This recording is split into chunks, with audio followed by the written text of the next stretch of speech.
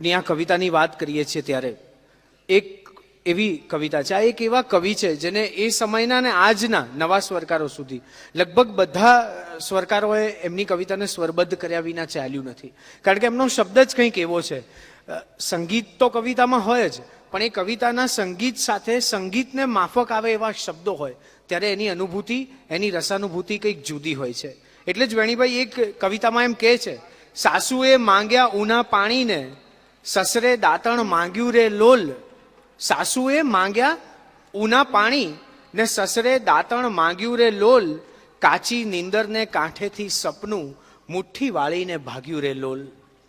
અને આજ વેણીભાઈ માઝમ રાતની વાત કરે છે અને નિસરતી એ ચાંદનીની વાત કરે છે. ત્યારનો કવિ જરાક જુદા પ્રકારનો છે. લતાજીએ જે કેટલાક ગુજરાતી ગીતો ગાયા અને ગુજરાતી સંગીતનું ગૌરવ વધાર્યું, એમાંનું આ એક ગીત છે. પ્રાઇવેટ રેકોર્ડ HMVમાં પુરુષોત્તમ ઉપાધ્યાય વેણીભાઈ પુરોહિતની આ રચનાને સ્વરબદ્ધ કરે છે અને આપણને સૌને એક યાદગાર ગીત આપે છે. એ સમયમાં ખોવાઈ જવાનો આ સુરીલો અવસર પાયલ વૈદ પાસેથી આત્મસાત કરીએ.